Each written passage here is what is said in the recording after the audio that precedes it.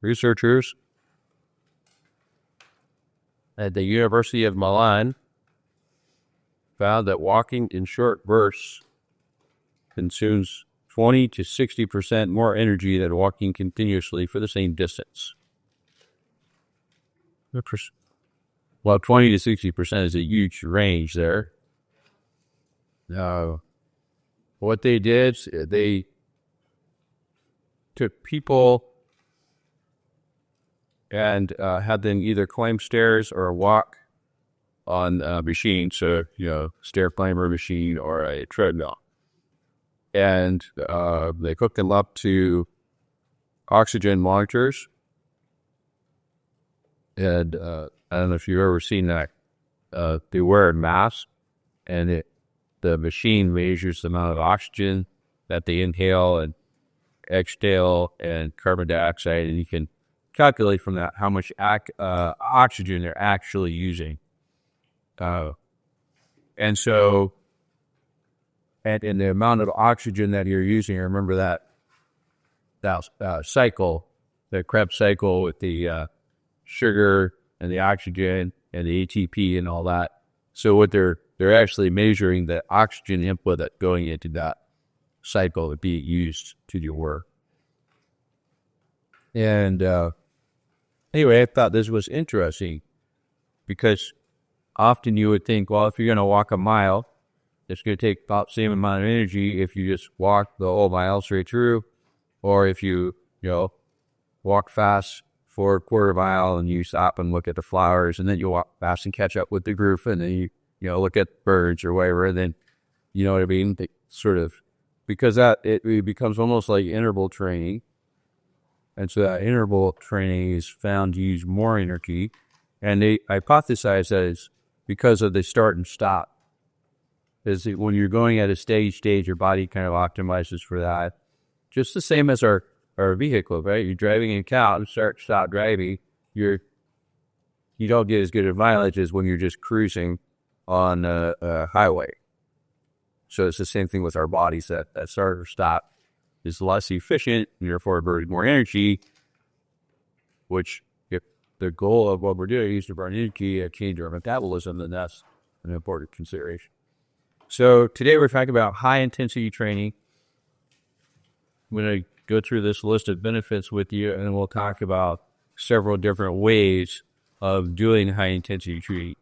So the first and most relevant benefit for this particular class is that it provokes a greater metabolic change than traditional steady-state cardio or other types of exercise. So, and along with that, it is a more efficient use of time.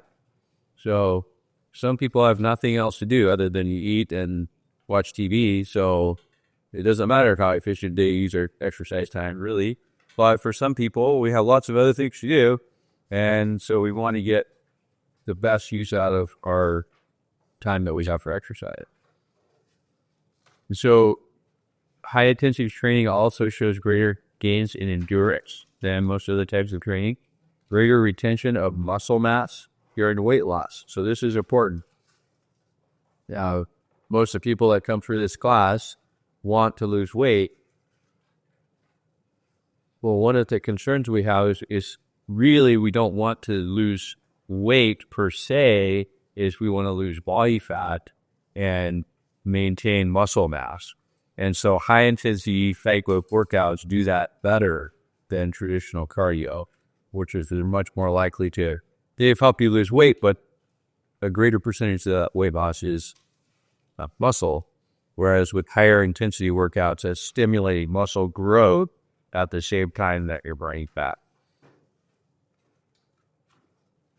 There's also a mental aspect to this training. I don't know if any of you have noticed that. But yeah, we said go 20 minutes and it's 10 minutes in and you're thinking like, yeah, will anybody notice if I just quit now?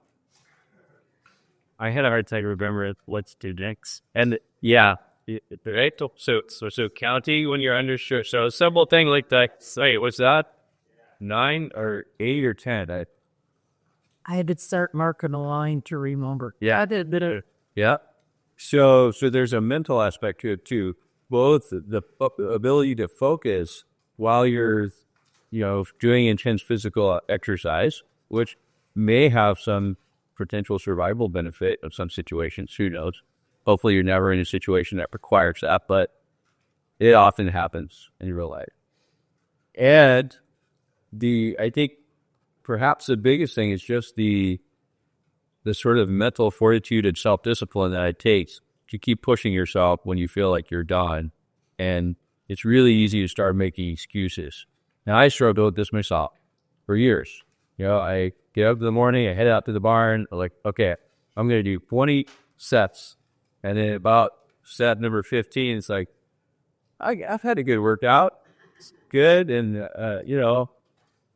I got a lot to do today. It's so easy to start making excuses and just sell yourself short from what you had set out to do.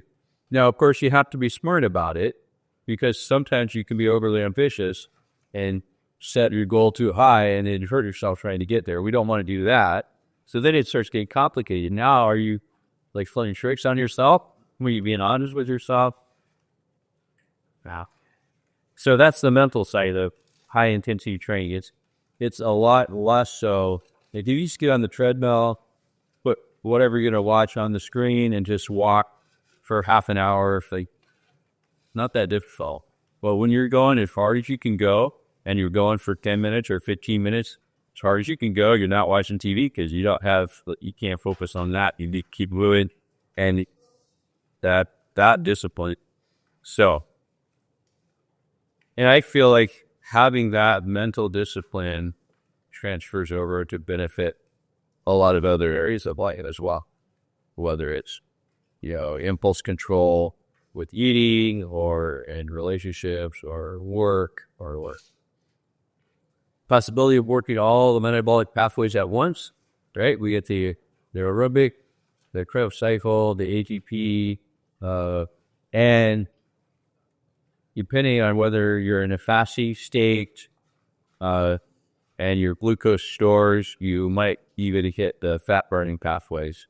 Although that's going to be a little bit challenging in a 20-minute workout to actually deplete all your glycogen stores to get the fat-burning stage, unless you're really... It's kind of you have to train up for that because to work out hard, you have to really go. And a lot of things, your body's not ready to do that much work yet. But it will be, a few months down the line if you keep it up. And then significant improvement in insulin sensitivity, which gets us back to the first one, which is metabolic change. So using the muscles in a more intense way sensitizes them to insulin, which helps to reduce insulin production because your body not making as much insulin. And whereas insulin stimulates fat production in body, or fat storage, I should say, body fat production. And so if we can reduce insulin sensitivity or improve insulin sensitivity, reduce the level of insulin, that makes it easier to lose weight and keep the blood sugar in a good range. So for all of those reasons, high intensity training is something to definitely consider. I like to think about human beings in comparison to a machine. So some of you have probably done work with machines of different kinds, and usually when you have a machine, there's kind of the sweet spot on the power curve. Whether it's a car, whether it's a bulldozer, whether it's a saw that's cutting something, there's this speed or the work that's sort of optimal for that piece of equipment. And you usually try to find that and stay right in that sweet spot on the power curve. But human beings are different. We're designed to rest, we're designed to work, we're designed to run, to play, do all these things.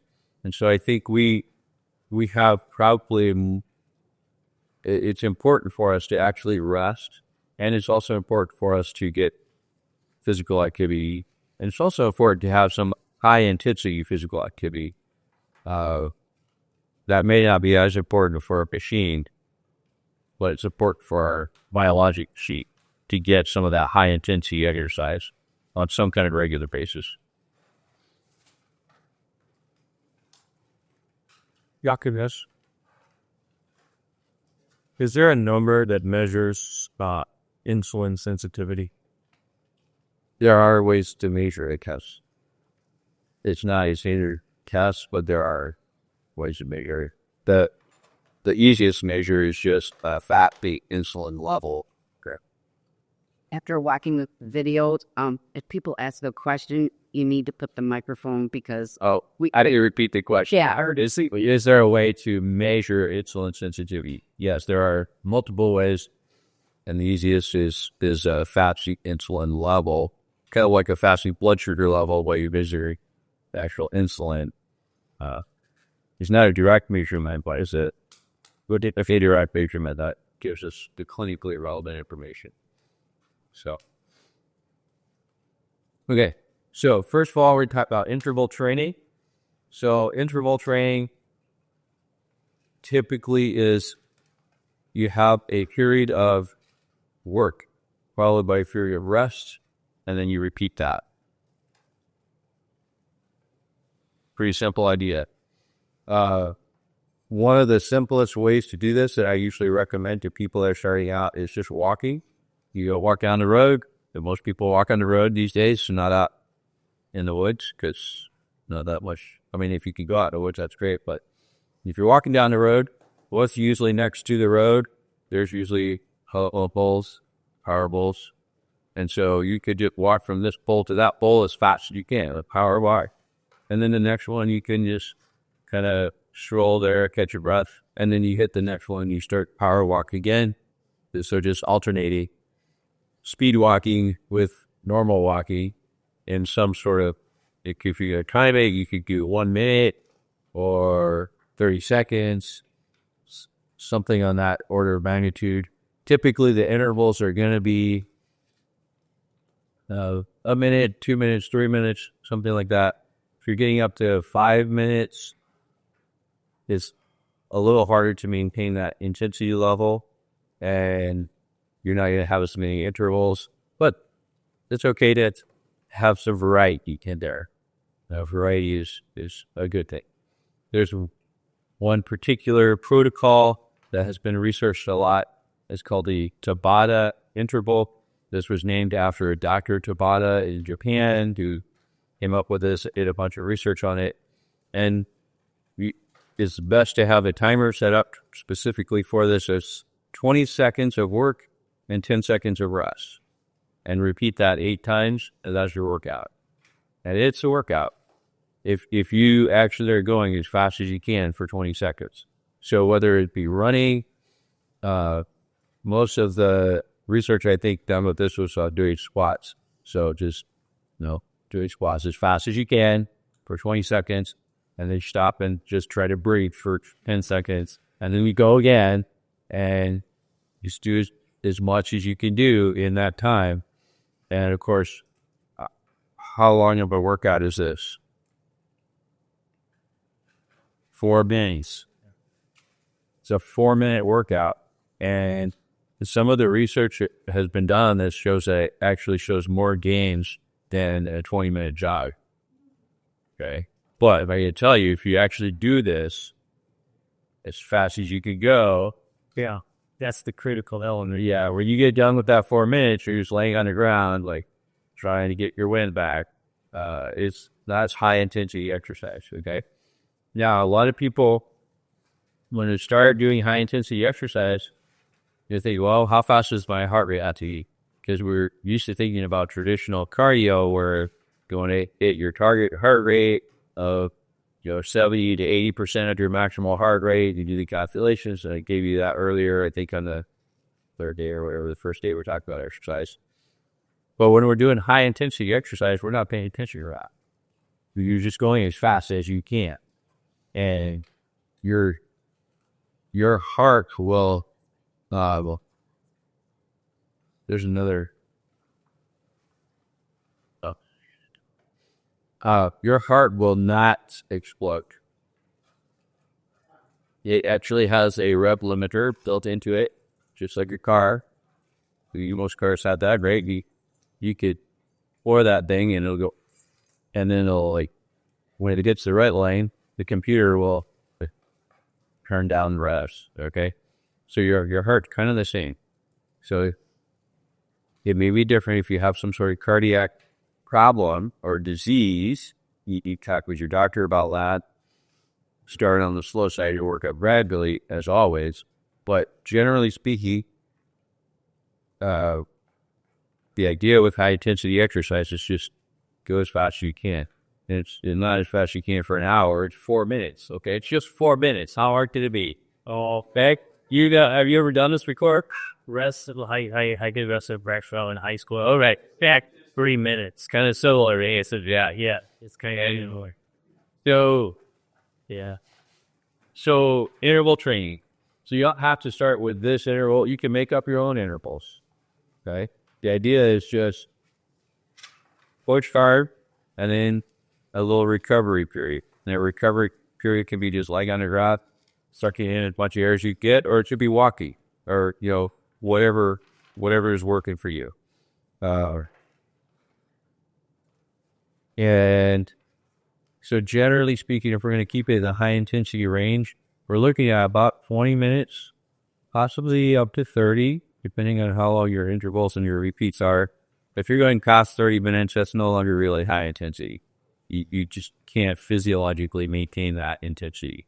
So typically it's going to be, I usually use 20 minutes as kind of like the ballpark that I'm shooting for. Either like today where it's a 20-minute workout, or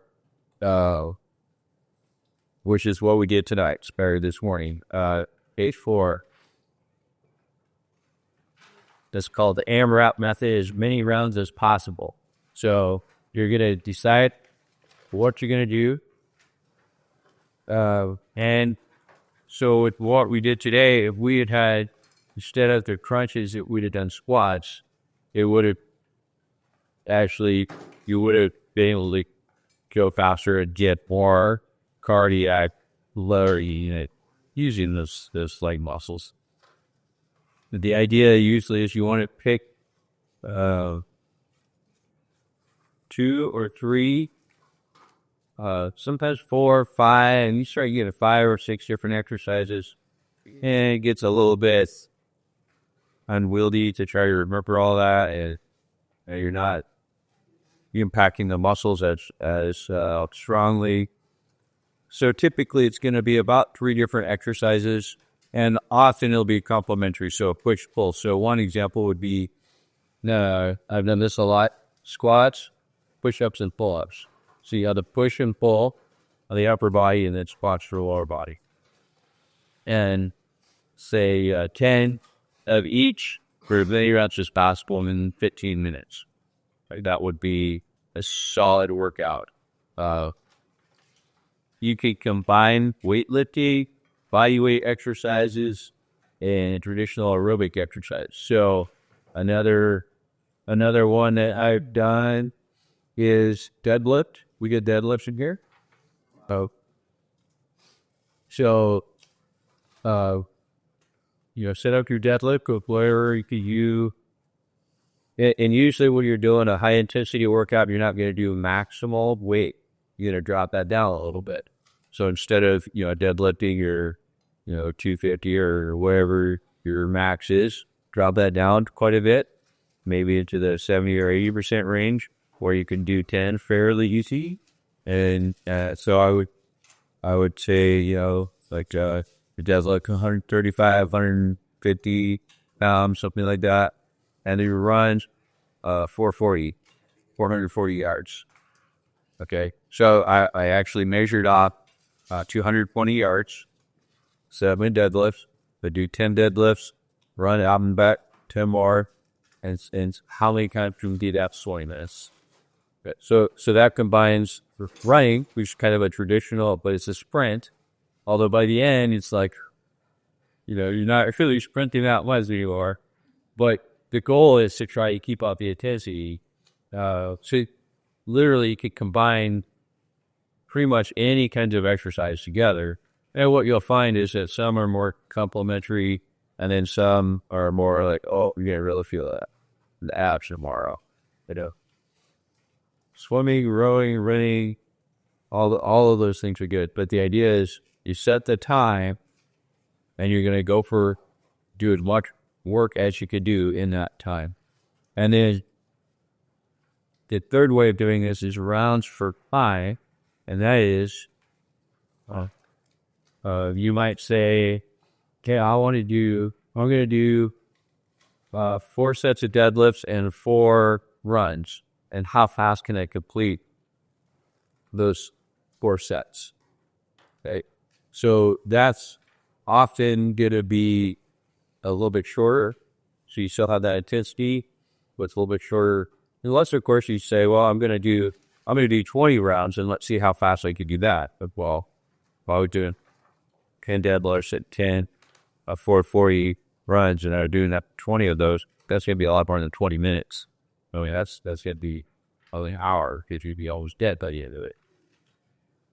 But the idea is choosing those sort of complementary exercises, usually, that work different body parts, big muscle groups, put 2 or 3 of them together and decide how much you're going to do. And then you're running a stopwatch now to see how fast you can get it done. So then the next time you come back to it in a week or a month, you do the exact same workout and see if you could beat your own score. Do it faster this time than you did last time. Okay, so the idea with all of these is you're pushing yourself to go faster, to either do more work or get the same amount of work done in a shorter amount of time. Any questions about that? I have a list that get into touch here. I will see if I can pull out that list and polish it up. Here you go, a list of workouts. I mean, the possibilities are almost literally endless. But there's a few like tried and true, like the pull-ups, push-ups, and squats. Like that's such a bread and butter type of deal there. All right. Any questions on that? That's what I have about high intensity workouts. That's kind of the basics. Any questions? One over here where 20 seconds. Can you really waste best as you can? Yeah. So the question is, can you run in place for a Tabata interval? Yeah, you could do that for sure. You could just run in place for 20 seconds or jump rope's a good one. That's a great way. Jump rope as fast as you can for 20 seconds. Jumping jacks, we've done that before. I don't think did we actually do a Tabata interval? I don't think we've actually done that for a fall here.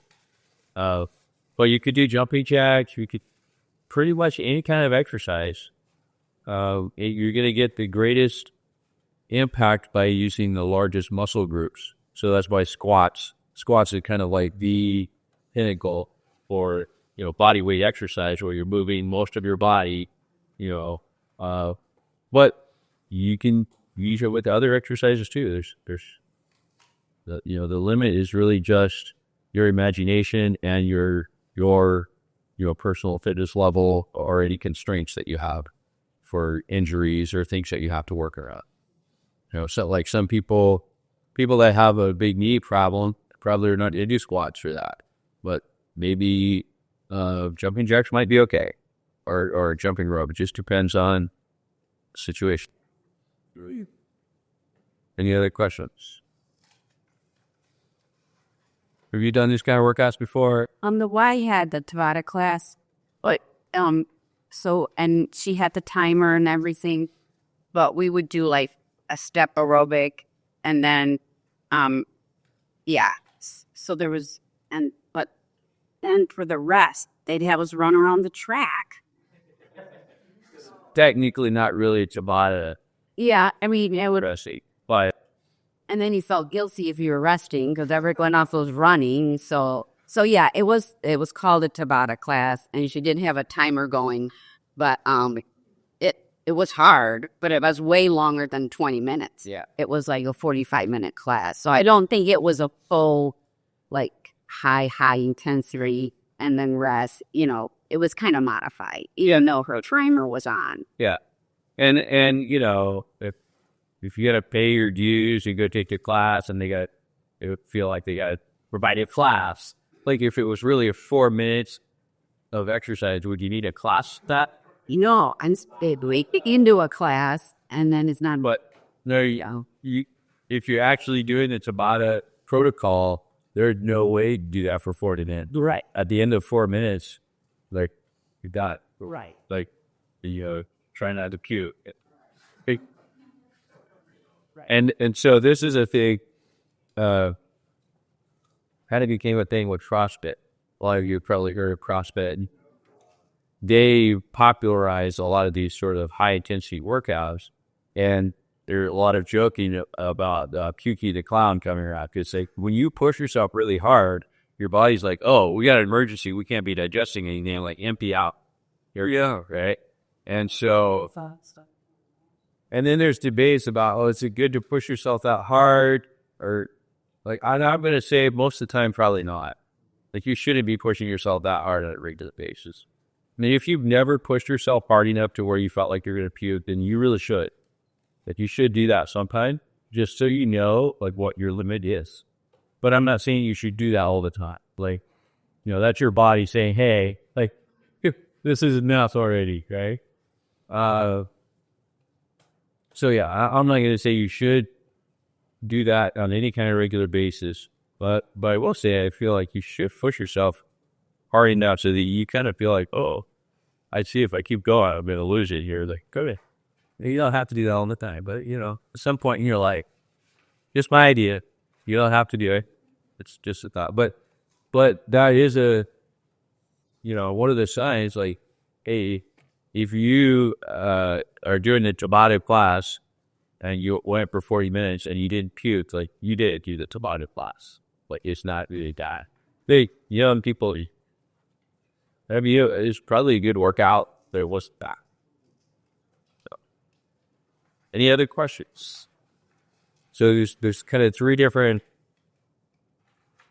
general types of high intensity exercises or workout protocols. And so feel free to come up with your own. And of course, I'll always open if you have questions. You want to think about this later in the week, you can all go with some ideas. You don't want to run it by me, I'm open to that. All right, page 5, we're talking about goal setting. And SMART goals is a thing that's been around for a long time. And me being an overachiever, I say, well, wait, we're going to square that. And so I've got a whole sheet here with 2 different SMART acronyms. So smart squaring. See there. It's very, yeah. Like that. I do like that. Awesome. Yeah, it's excellent. It's good to have somebody with a sense of humor. It's kind of weird as mine. Okay. So you probably heard a lot of this before. Let's just go over it real quick. So to put this into context, we have our health and vision statement, which is sort of like a global vision of what we want to be, how we want to feel, the sort of things we want to be able to do. That's sort of the grand statement. Then when we break that down, we're going to have to think about what is it going to take to get us to actually living that vision. And so that there's going to be kind of long-term goals and short-term goals. And so people often get confused about what's long-term and what's short-term. And typically people really overestimate what they can do in the next 30 days and underestimate what they could do in the next year or two. Okay, people think, oh, I'm going to lose 30 pounds this month. Yeah. And don't think about a year, you could lose 100 pounds. Like if you just lose 2 pounds a week, like it's 2 pounds a week is about 4 pounds a month. That's much more doable. Like losing 30 pounds a month, it could happen, but for most people, that's not going to be really realistic. If you have a job and family, So it's really easy for our performance goals too to think, oh, this month I'm going to do this, and this exercise, but then we lose sight of the longer range. So we have the grand vision, we have the long range performance goals, and then we have the shorter term performance goals, and then connected with that, we have the habit goals. And for me, that's really an important thing, is the habits. The daily habits are more important than those, mid-range performance goals, because it's the daily habits that will ultimately get you to the long-range goals. In other words, exercising every day, even if it's just walking 5 minutes a day, okay, getting in the habit of doing that is more important than, running 10 miles this week. I just made that number up, but you understand what I'm saying? So the amount of whatever it is that you do this week is less important than establishing the habits that will get you to those goals, later this month, next year, 5 years, 10 years down the line. Okay.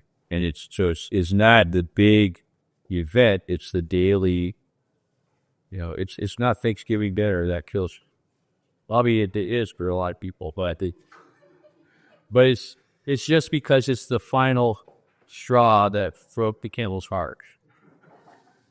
No, I literally, when I work in the ER, Thanksgiving evening and Friday was the busiest day of the year. And it's good people kill themselves by eating too much. There's order. Anyway, but if Thanksgiving was the only time that you overate a rich food, it wouldn't kill you. Okay, it's the habits, day after day, year after year, and then this event just kind of that's what tips people over. Yeah. So really, it's not just Thanksgiving dinner that kills you. It's eating like Thanksgiving for months and months and months, every year, every day, and then that's like the final event. You understand what I'm saying? So it's the daily routines that make us who we are. All right. So with that, goal setting. So it needs to be specific. So this could be whether we're talking about habit goals or even these shorter intermediate term goals. Something specific could be, I want to be able to do a pull-up. Is that specific? Yeah, that's pretty specific. Not like, well, I just want to be healthier. That's a little too vague. You got to put it into more specific terms. Measurable. So the vision statement is a place for those grand ideas that aren't really measurable. That you put intangible stuff in there. If it makes you feel a certain way, that's great. But when we're talking about goals to get you there, you want to have something measurable, like being able to walk a certain distance, or losing a certain number of pounds, or something that can be measured. Is it actionable? That is, can you do something about it?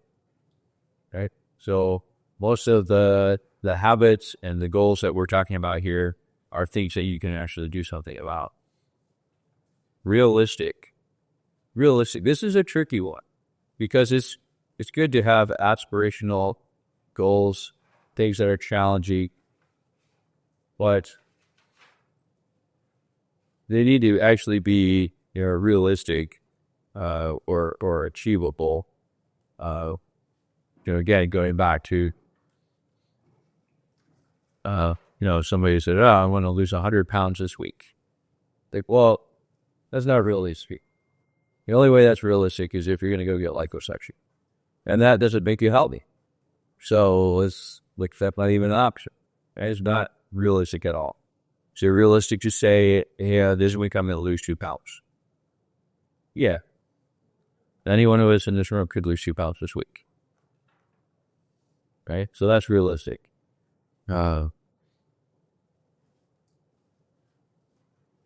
timed. Okay? So timed, by that I mean happy has a time limit. This week, I'm going to accomplish this week, or in the next 6 weeks. You could put it on the calendar. There you go. So now you have a time factor.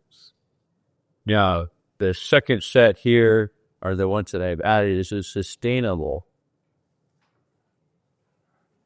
It's sustainable. It's just something that you can do or be or maintain for the foreseeable future. That's important. It's okay to have some goals that might not be sustainable, but in general, when we're talking about our health, it really should be something that's sustainable. Some people, like I've known some bodybuilders, they try to get their body fat percentage down to like 2% or something. Like, that's not good, really. That's not healthy. It's not sustainable. Like, they have to, like, do all sorts of crazy stuff to get to that. Like, that's not sustainable. Running ultra marathons, that's not sustainable. It's not good for your body. Like, it might be okay. Like, if that's something you want to do because you want to do it, like, okay, do it. But just realize that, like, that's not a good part of general health. Okay, it's meaningful. Sometimes people, I tell people, make your goals smaller because we want to have success. So the smaller our goals, and the more likely we are to have success, and the more success we have, the more that builds our momentum in having success. So success leads to success. On the other hand, if we make it so small that, I'm gonna exercise for 20 seconds. Because I'm gonna get out of bed, I'm gonna walk to the bathroom, and that'll be my exercise for the day. Well, for most of us, that's not really that meaningful. For you, or just walking is meaningful. It's different, okay? So it's going to be different for everybody. But whatever that goal is, it needs to be big enough to actually be meaningful, but not so big that it's overwhelming and unsustainable. Accountable. So there's something that you can have some sort of accountability built into it, whether that's a friend, coach, a medical provider, or something. Rewarding. Now, there's different types of rewards. There's intrinsic rewards. That is a reward that's built into the thing itself. And then there's extrinsic rewards, which are, external to the specific goal. So, I suggest that for a lot of your goals, that you consider having both or not. Okay. So if you have, for example, if you have a goal to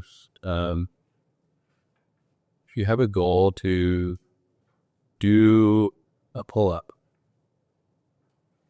like just changing your health to the point where you could do a pull-up, I feel like that's reward in and of itself. Like, what an achievement that would be. Say, hey, I could do this. I've never been able to do this before, and now I can. This is awesome. Okay? But why not say, well, let's add an additional little reward to you. Say, okay, when I am able to do a pull-up, I'm going to reward myself with brownie sundae.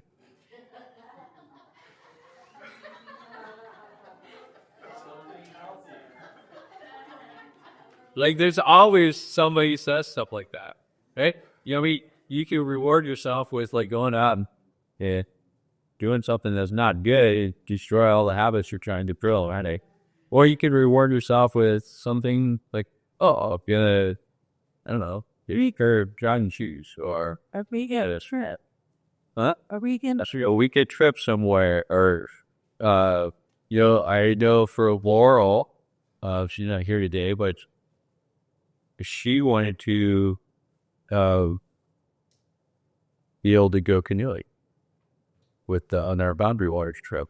And so she had, I don't know if she had a specific goal as far as what she was going to do first, but she had to improve her health to get to the point where she could enjoy walking in the woods, carrying a pack and paddling a canoe. And she did that. And so part of her goal of rewarding herself for this journey that she was on was an exhausting trip. I'm going to go on this trip out in the woods. It'll be fun and enjoyable. It's beautiful out there. Yeah, wonderful. But you really can't enjoy it unless you have at least a certain level of fitness to be able to walk and to paddle. Okay, which she did by then. So that's rewarding, and then transformative. And again, that's kind of up to you. Like, what's transformative? What is if you achieve the goal, is it something that's going to change the quality of your life? That's going to make a difference. Change your thinking, even change your thinking. Yeah. So changing your thinking, that's an important part of transformation. Yeah. So you might consider, as we you are all asked to have your health mission statement written out this week. And then on the weeks ahead, we're going to be looking at breaking that down now, kind of putting legs under it. These long-term and intermediate and short-term goals. And so be thinking about this rubric as you're setting goals. And you don't have to do all of these steps for every single little goal, but the more of them you do, the more it will help to motivate you and move you along in the process. Okay? So, before we break out into our cruise, is there anybody that would like to share their health vision statement with the whole group?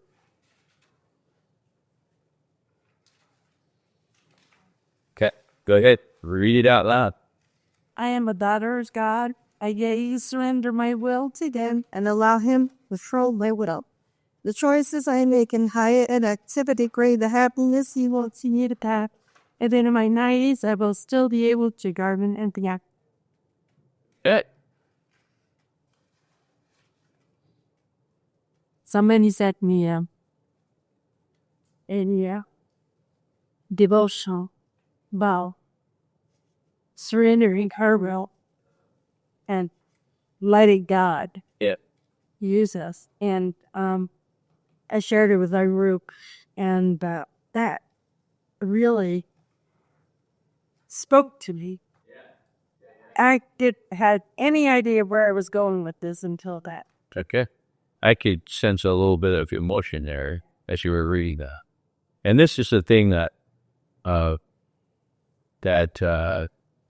is amazing to me every time we go through this class.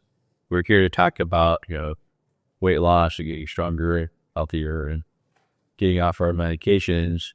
And every time people come up with, I'm a child of God, or some kind of variation, and it's so important, I think, to have that recognition, because just as a good parent, God loves us the way we are, even if we've messed up a lot of stuff and we're struggling and things are hard, and God still loves us just the way we are.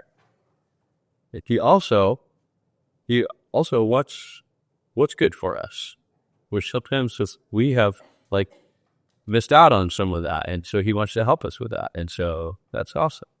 So thank you for sharing. Anybody else want to share? I'll share. Okay. Well, I mean, look, listen. This is still a rough draft, and it really doesn't matter if it sounds wonderful to anybody else. The purpose of this is, does it help you to feel inspired and motivated to achieve this vision for yourself? That's what's most important. So, if it works for you, that's who cares what anybody else thinks? But I have found that it helps for people to share, to hear other ideas, because it we inspire each other by getting that. So thank you for being willing to share. I am fearfully and wonderfully made, and I keep this thought in mind It motivates me to partake of the diet that best promotes both my physical and mental strength. I'm also engaging in daily exercises, weightlifting, walking, along with practical activities such as gardening, stacking wood, and yard cleanup. With 2 paths set before me, I have chosen to walk the higher ground. I will continue to come higher and yet higher to meet the optimum health that God desires for me, that my life is fruitful to the glory of God and I can be a blessing to those around. Being very that's beautiful. It's beautiful. Does it think so? Really so. Can I make a suggestion? Go ahead. Okay. Short. Well, I heard the word if. What if we substituted the word as? Take out the word if, and you say as. I'd have to find. Great. Check it. Second sitting. Let me keep the scar in my office. So, I am also If you said if I, yeah, Hey, I read something. I am. oh, I think you said if. Here it says as. I thought you said if. Maybe I heard you wrong. I be Okay. I'd like to keep this positive and like you are doing. Yes. All right. Yeah. And then yes, that's good. So we want to try to put this in, present, active, indicative. As I'm doing this, God is doing this for me. As I choose this, I do this. It's so on. Even if it's not, even if you haven't realized it all yet, this is a vision statement. This is a statement of what I want to achieve, but we're not saying like, hey, I want this and this and this. We're saying I am doing this because we're writing it as like we are in the present experiencing it. Okay. Anyone else? Okay. I'm a vital, energetic grandma who is able to play and interact with my grandchildren. I am committed to a healthy lifestyle so I can have a body that is functioning optimally and a mind working clearly so I could feel truly connected with God and live each day full of gratitude, joy, and energy well into my 90s. Okay. Nice. Ellie.